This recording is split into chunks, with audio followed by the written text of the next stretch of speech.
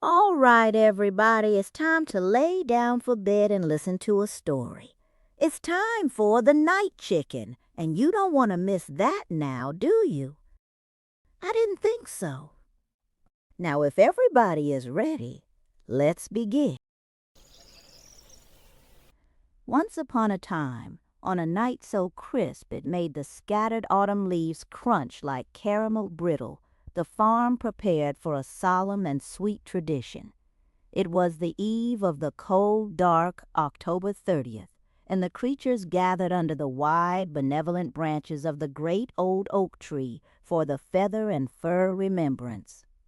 Shy, the night chicken, moved like a shadow woven from velvet dark, her sleek black feathers barely visible against the rough bark.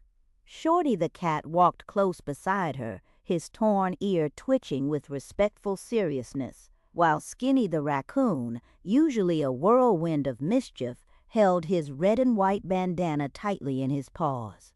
The old oak tree was decorated not with festive lights, but with the quiet glow of nature's magic. Kibbit the firefly had placed tiny, softly pulsing lanterns made of dew-dropped spider silk around the roots. Echo the cricket, sitting on his tiny pine needle lute, began to play a tune that sounded like the soft sigh of the wind through dried corn stalks, a melody of gentle sorrow and fierce gratitude.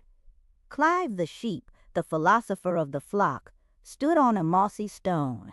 His wool was freshly combed, and the small rolled scroll he always carried was unfurled.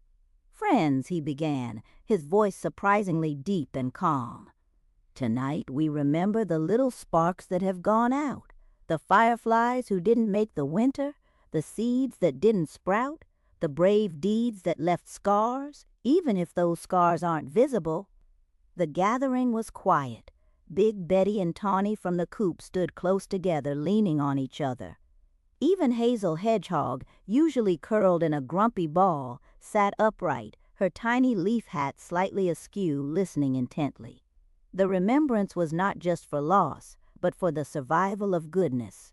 Clive spoke of the simple heroes, the little field mouse who bravely shared her last acorn, the grumpy turtle who helped clear the pond reeds, and the cat who risked everything for a friend's shadow. Shy felt Shorty nudge her wing, a silent acknowledgment of their shared adventures. Then came the celebration of the glimmer. The grand snowy owl floated silently down from a high branch, her silver eyes gleaming. She carried a small, empty walnut shell. "Every season demands a champion," she hooted softly, "and we give thanks for those who keep the dark places warm."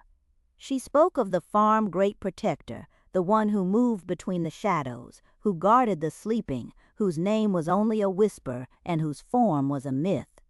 The night chicken. Shorty heart swelled with pride for his friend. Shy, listening to the myth of her own making, felt a shiver travel down her comb.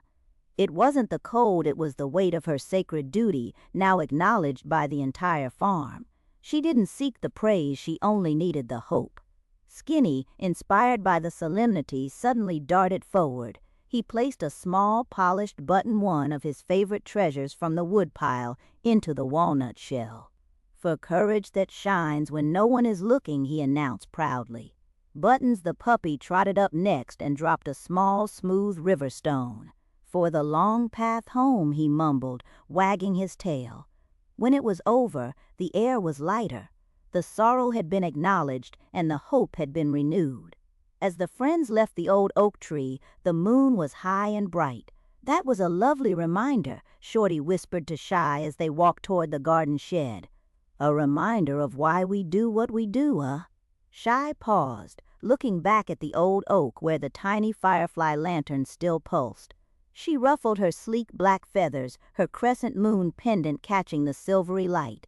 The path ahead was dark, and the winter would be long, but her step was firm. She was the one who kept the light alive, even when the world thought she was only a ghost story.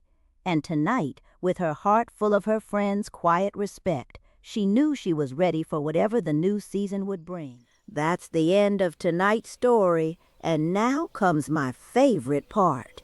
Let's close our eyes, listen to some soft music, and dream about Shy's next adventure. And while she's out there defending the night, we can sleep easy, knowing she's there, keeping us safe. Sleep tight, everyone, and don't bite any bed bugs.